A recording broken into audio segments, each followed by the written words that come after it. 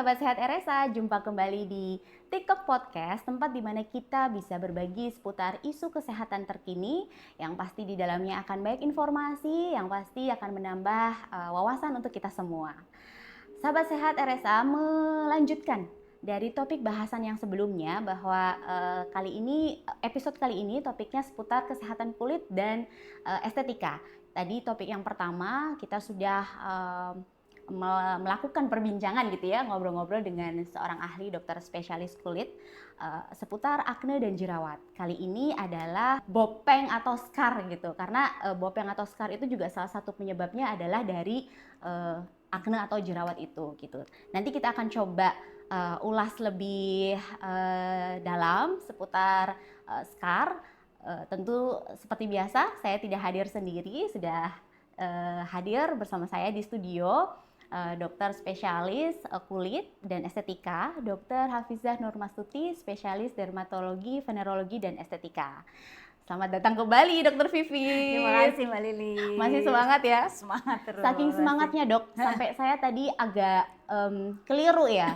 Saya kayak belum bisa move on Dok dari bahasan kita yang pertama ya.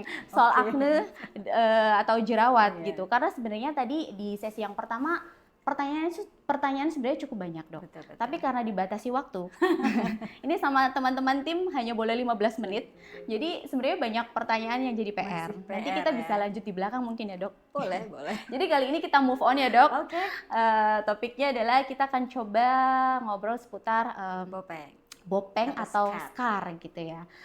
Yang mana kita tahu bopeng atau scar itu kan pasti treatment yang dibutuhkan akan lebih ekstra lagi ya Dok. Dan bopeng atau scar ini juga salah satu penyebabnya adalah karena itu tadi dari jerawat dan mungkin ada penyebab lain juga ya Dok. Betul. Kalau kita masa kecil dulu pernah ngalamin cacar air ya Dok ya, kayaknya lebih sering membekas gitu ya Dok. Ya kayak saya juga ada problem itu, scar akibat cacar ya, varicella zaman kecil dulu. Betul. Yang ternyata bahkan sampai dewasa itu sulit sekali untuk bisa yang ada rasanya kalau nggak di treatment rasanya semakin dalam gitu Dok. Gitu. Jadi ya mungkin Dokter Vivit bisa juga jelaskan detailnya gitu Dok. Penyebab dari scar itu apa saja, lalu ya selain jerawat dan varicella itu ya Dok. Oke, jadi scar itu terbentuk karena ibaratnya kayak kita punya rumahnya indah, kokoh, bagus, tapi kemudian ada banjir atau badai, rusak. Kemudian oleh kita dengan resources yang seada-adanya kita bangun ulang. Nah, untuk kemudian jadi bangunan bagus lagi, itu kan effortnya untuk kemudian membangun kembali, itu kan dirobohin dulu, kemudian bangun lagi gitu. Jadi memang untuk scar ini memang resources yang dibutuhkan untuk kemudian menanganinya emang lumayan ya gitu. Dan sebabnya adalah itu tadi kerusakan atau peradangan pada kulit yang berat, semakin lama, semakin resiko terbentuk scar.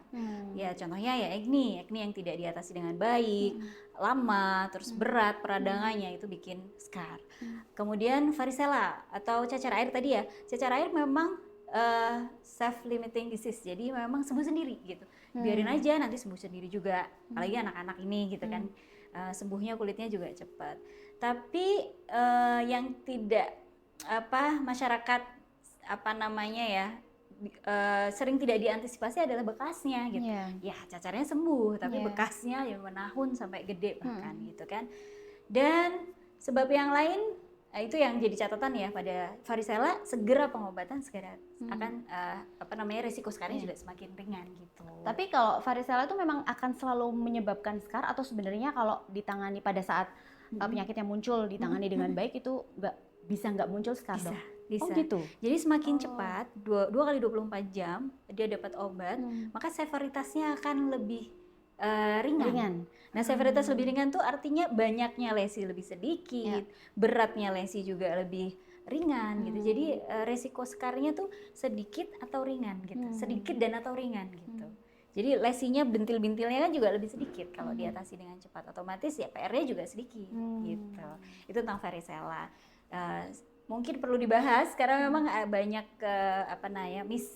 di masyarakat ya, kayak biarin aja nanti sembuh sendiri, betul, tapi hati-hati dengan skarnya, kadang-kadang bikin kedepannya kalau sampai gede bikin nggak percaya diri juga. Jadi gitu. perlu diantisipasi Perlu juga ya dok, diantisipasi karena kan juga. setiap orang itu akan mengalami itu ya dok kayaknya. Betul. At least sekali seumur hidupnya ya. Betul. Jadi memang ketika sudah terinfeksi sekali gitu, next kedepannya kita sudah terlindungi dari infeksi kedua, ketiga dan kesekian. Cuman memang varicella pada dewasa itu biasanya skarnya lebih susah hilangnya daripada pada saat kecil, karena kemampuan regenerasi sel kan pada saat kecil sama dewasa tidak sebaik waktu kecil. Jadi nah teman-teman yang belum pernah mengalami varicella ada baiknya vaksin gitu. Jadi buat mencegah varicellanya dan buat mencegah skarnya. Kalau udah terlanjur kadung skar tuh ya nanti PR banget dan pasti nyari pertolongan gitu karena nggak pede gitu. Itu tentang varicella. Kemudian apalagi yang bisa bikin skar? Segala hal yang bisa bikin perusakan pada kulit dan peradangan pada kulit. Apapun itu, termasuk perlukaan gitu. Yang penyembuhannya tidak optimal gitu. Fase-fase wound healingnya, fase-fase penyembuhan lukanya juga aberran atau menyimpang, itu resiko terjadi skar gitu. Kalau jenisnya itu apa saja dok? Mungkin kan beda-beda ya, karena kayak saya sendiri ada di wajah banyak sekali skar gitu. Ada yang besar, nampak nih ya dok ya, kelihatan ya. Ada yang besar, mungkin ada yang kecil dan nggak terlalu dalam gitu. Terus kayaknya kok kalau saya perhatikan ya secara pribadi tuh agak beda-beda ya dok ya. Itu mungkin penanganannya juga beda-beda itu. Ya, itu bisa dijelaskan dok. Jadi tipe skar itu ada mulai dari yang atrofi, jadi bopeng gitu, bopeng dalam gitu. Ada yang eutrofi. Eutrofi itu setinggi kulit, sama gitu ya. Sama dengan kulit tapi mungkin kehitaman, merah gitu. Kemudian ada yang hypertrofi, itu naik, skarnya naik gitu. Kayak keloid? Nah, ada lagi keloid. Bedanya skar hipertrofi dan keloid, kalau keloid itu tumbuh terus. Dia tumbuh terus, kemudian perjalanan peradangannya masih terjadi, terus biasanya masih disertai gatal, nyeri gitu, dan ada pertumbuhan ke sekitar bentuk struktur menyerupai kaki, namanya pseudopodi. Itu keloid. Tapi kalau skar hipertrofi ya udah dia meninggi aja tapi tidak bertambah. Gitu. Nah, yang biasanya bikin cewek-cewek ciwi-ciwi ini pada risau itu skar atrofi karena acne. Ya. Nah, skar atrofi sendiri ada beberapa macam. Ada yang ice pick. Ice pick tuh kayak lubangnya lebih kecil daripada dalamnya, gitu, sumur gitu lah, kayak sumuran gitu. Ice pick. Ada yang tipenya box scar, kayak box ya, kayak box scar gitu, kayak kotak gitu ya. Kemudian ada yang bentuknya kayak rolling. Rolling itu gimana ya? Ya kayak ketar gitu, jadi ada kayak sliding gitu di kulitnya gitu. Nah itu masing-masing penanganannya berbeda nanti gitu. Kalau dari jenis-jenis skar itu yang paling bukan bahaya dok, yang paling sulit untuk ditangani itu yang jenis mana dok? Keloid.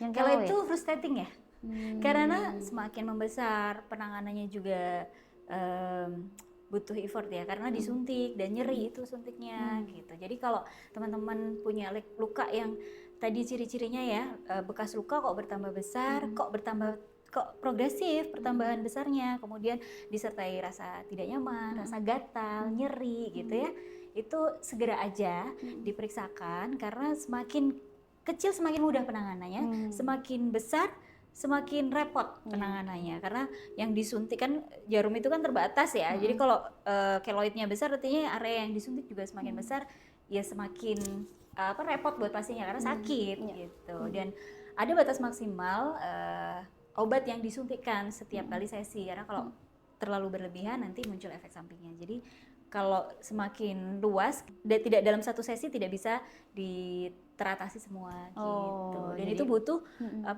tindakan yang serial ya. Bertahap kadang-kadang nggak cukup 1, 2, 3 kali, bahkan lebih gitu. Yang paling susah adalah keloid gitu. gitu. Ya, belum lagi kalau misalnya sudah di treatment pun masih ada itu faktor yang dia bisa tumbuh itu ya dok? Betul, masih bisa nanti kalau misalkan pun nanti sudah rata gitu ya, tapi bisa juga nanti tetap akan tumbuh gitu. Jadi harus di maintenance gitu, diobservasi dan maintenance terus gitu. Iya. Dokter Vivit kalau di RSA sendiri mungkin bisa dijelaskan dok kira-kira metode untuk penanganan scar atau bopeng ini kalau di RSA ada berapa jenis kira-kira dan detailnya seperti apa dok? Mungkin bisa dijelaskan. Kalau yang ini ya, yang biasanya merisaukan tadi ya, ini dari yang atrofik dulu. Jadi scar atrofik tuh ada tipe tadi ya. Ini yang paling umum berarti? Paling banyak ya tuh, paling banyak yang komplain gitu ya. Yang ice pick tadi kecil-kecil gitu ya, bekas jerawat kecil-kecil itu bisa dengan cross TCA. Jadi dilukai kembali, dibuat perlakaan baru dengan asam yang kuat. Tujuannya biar apa? Biar terjadi ya tadi wound healing, tapi harapannya wound healing yang baru ini lebih bagus daripada wound healing sebelumnya gitu. Itu satu cross TCA gitu. Sakit sedikit karena ada rasa sensasi panas dari asamnya gitu. Berarti oles atau dia ditusukkan begitu, tapi pakai asam gitu. Nggak terlalu sakit sih, levelnya mungkin ya 6-7 lah gitu, nggak bisa tanpa anestesi topikal bisa gitu. Kemudian kalau yang untuk box scar atau rolling itu bisa metode subsisi. Jadi kan rolling itu kan kayak kulitnya permukaannya ketarik ke bawah oleh jaringan ikat. Jadi jaringan ikat yang terbentuk pada saat wound healing yang aberran tadi gitu ya. Nah, jaringan ikatnya harus dipotong. Jadi kayak ada yang kusut di bawah kulit gitu ya. Narik gitu. Di kulitnya harusnya kan plumpy gitu, tapi karena ketarik jadi rolling gini kan. Nah, ini harus dipotong, namanya subsisi metodenya. Jadi dipotong di bawah kulit terus disiangi gitu. Sakitnya pada saat anestesi. Tapi setelah di anestesi ya udah nggak kerasa apa-apa gitu. Selama proses subsisi anestesi atau infiltrasi disuntik gitu. Lokal. Kemudian selain itu ada metode lain yang mungkin ini lebih banyak diminati ya gitu, karena selain buat scarnya dia juga efek rejuvenasinya itu bagus gitu. Contohnya laser CO2. Resurfacing ya kan. Jadi dia memberi perlukaan baru yang bentuknya barcode itu, memberi perlukaan baru, harapannya wound healing yang baru ini jauh lebih baik daripada wound healing yang sebelumnya. Dan wound healingnya yang dibuat ini perlukaan yang dibuat ini terkendali, terkontrol. Jadi efek sampingnya juga minimal, tapi harapannya memperbaiki wound healing yang sebelumnya yang kurang optimal gitu. Kemudian microneedling. Ini yang keempat ya dok ya? Keempat ya. Yang keempat adalah microneedling. Microneedling itu dilukain sama kayak laser CO2, cuma modalitasnya beda. Kalau tadi pakai energi, kalau ini pakai mechanical gitu. Jadi pakai jarum-jarum mikro, dilukai, tujuannya sama, memberikan perlukaan baru yang terkontrol, yang harapannya wound healingnya memperbaiki wound healing sebelumnya. Itu. Oke, di roller gitu ya dok? Ya, kayak roller atau microneedling, dermapen gitu. Ya. Nah, baik laser CO2, kemudian microneedling, kemudian subsisi, itu bisa diaplikasikan kombinasi dengan PRP, plasma rich protein. Jadi kayak kita mau bangun ulang rumah, tapi kita mempersiapkan bahannya dengan baik, yaitu faktor pertumbuhan dari platelet rich plasma. Jadi platelet rich plasma itu adalah darah kita, kemudian diambil bagian yang paling kaya akan growth faktornya, kemudian dioleskan atau diaplikasikan pada perlukaan baru, dengan harapan nanti karena bahannya, resourcesnya untuk wound healingnya itu cukup baik, jadi proses wound healingnya sempurna, jadi lebih bagus lagi nanti. Gitu. Kalau di RSA semua treatment itu bisa dilakukan ya dok? Bisa. PRP-nya juga bisa PRP ya? bisa, laser CO2 bisa. Jadi bisa one stop service nih ya dok ya? Bisa. Oke. Ya dok, mungkin ada satu pertanyaan lagi. Dari beberapa tadi 4 sampai 5 treatment yang bisa dilakukan itu kira-kira mana dok yang paling nyerinya itu lebih lebih rendah gitu dari semua itu, dari semua treatment yang tadi? Mungkin cross TCA ya. Cross TCA Oh. itu lumayan ringan, bahkan nggak perlu anestesi topikal. Tapi kalau untuk lebih nyamannya di anestesi dulu gitu. Tapi semua treatment itu di anestesi ya, Dok, sebetulnya ya? aman sih karena nanti di anestesi gitu. Laser nyeri sekali ya, Dok, ya? Tergantung energinya di setnya. Jadi ya tergantung. Berarti itu juga tergantung dari kondisi operator. si scarnya itu ya, Dok? Ya, satu. Kalau misalnya nggak kuat, operatornya juga bisa. Ya itu tergantung operator ya. Ya. Jadi kayak kalau misalkan memang kebutuhan yang nggak berat atau pain thresholdnya juga rendah, ya kita sesuaikan dulu. Kalau langsung ditembak dengan energi tinggi, terlalu nyeri malah kapok, nanti nggak sustain perawatannya. Jadi mendingan tuh perawatan tuh sustain gitu, nggak bikin kapok lah gitu. Dari semua treatment itu kira-kira berapa kali kunjungan, Dok? Nah itu tergantung scarnya, tergantung bagaimana kapasitas rejuvenasi masing-masing orang, umur juga beda gitu, beda umur beda kapasitas perbaikan sel. Kalau gitu. umumnya gitu, Dok, umumnya kira-kira berapa kali? Bisa sebetulnya 1 kali tindakan tuh sebenarnya harusnya udah kelihatan ya. Oh, udah kelihatan hasil gitu ya. Before afternya tuh kelihatan, meskipun mungkin tidak kembali. Tidak sama, belum sama seperti sebelumnya, tapi minimal sudah kelihatan perbaikannya gitu. Dok, kalau yang terutama yang laser tadi, Dok, tindakan yang dilakukan itu hanya pada area yang ada scarnya saja atau ke seluruh wajah gitu, Dok? Kalau laser CO2 bisa untuk seluruh wajah. Seluruh wajah. Fungsinya untuk rejuvenasi. Jadi kita bikin perlukaan mikro untuk memacu wound healing. Nah, wound healing itu kan yang dipacu pada saat wound healing itu juga faktor pertumbuhan, kemudian vaskularisasi, kemudian juga kolagenisasi. Jadi harapannya lebih pelampian, lebih mudah gitu. Cuma memang beda nanti kalau untuk rejuvenasi dan scar. Karena kalau rejuvenasi kan kulitnya normal, tidak ada kerusakan sebelumnya. Jadi mungkin energinya rendah. Kalau untuk yang scar dibutuhkan energi yang lebih besar atau pengulangan yang lebih banyak. Gitu. Jadi fokusnya tetap ke scar yang ada di ke area yang ada di scarnya, tapi kalau misalnya keseluruhan itu full face juga bisa. Lebih baik ya, Dok. Ya, sekalian treatmentnya gitu ya, Dok. Oke, Dokter Vivit, mungkin pertanyaan terakhir ya. Kalau dari prosedur medis yang dilakukan itu, Dok, untuk mengatasi scar dan bopeng itu, kira-kira efek samping nih, Dok. Kita bicara efek samping. Ada tidak dan apa saja kira-kira, Dok, efek sampingnya? Karena kan semua tindakan mungkin ada saja ya, Dok, ya, efek sampingnya. Karena kita kulit berwarna, jadi yang kita lakukan kan juga memacu terjadinya luka ya, atau membuat perlukaan. Nah itu kan artinya kita juga merangsang terjadi peradangan, dan sebenarnya peradangan itu bagian yang ada sebagian yang kita harapkan kalau tidak berlebihan. Nah kalau kemudian peradangannya itu menjadi berlebihan, entah karena perawatan post treatmentnya kurang telaten atau tidak cukup, itu bisa juga, contohnya pada cross TCA atau laser CO2 itu bisa, kalau nggak hati-hati energinya itu ya, operatornya tidak hati-hati dan paskanya tidak hati-hati juga, nanti bisa menyebabkan hiperpigmentasi pasca inflamasi. Jadi bekasnya itu menghitam dan agak lama. Meskipun nanti akan menghilang, tapi butuh waktu yang agak lama. Terutama yang cross TCA dan laser CO2 gitu.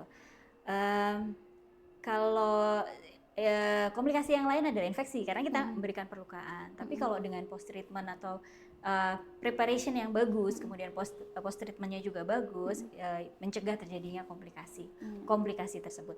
Nah, ada sebetulnya strategi untuk mengurangi resiko komplikasi tersebut, yaitu dengan preconditioning. Jadi kulit dikondisikan dengan pengobatan topikal selama 2 minggu dulu gitu, untuk mempersiapkan biar tidak terjadi komplikasi tadi, hiperpigmentasi pasca inflamasi gitu. Bisa ada strateginya dan bisa dikerjain, sehingga nggak perlu khawatir sih.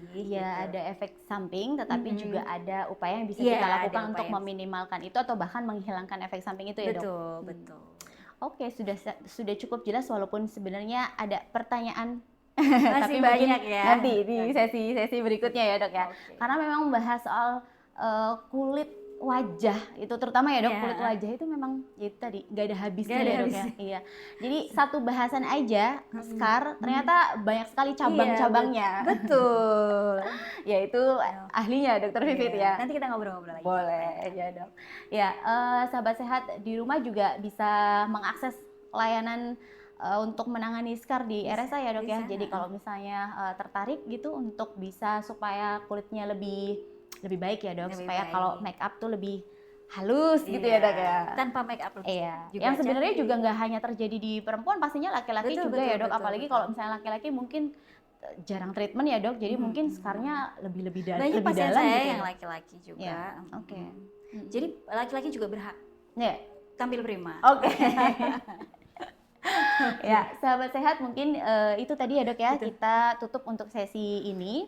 Kita nanti jumpa kembali di sesi berikutnya masih seputar kesehatan kulit dan estetika. Ya, sampai jumpa di episode berikutnya. Dah.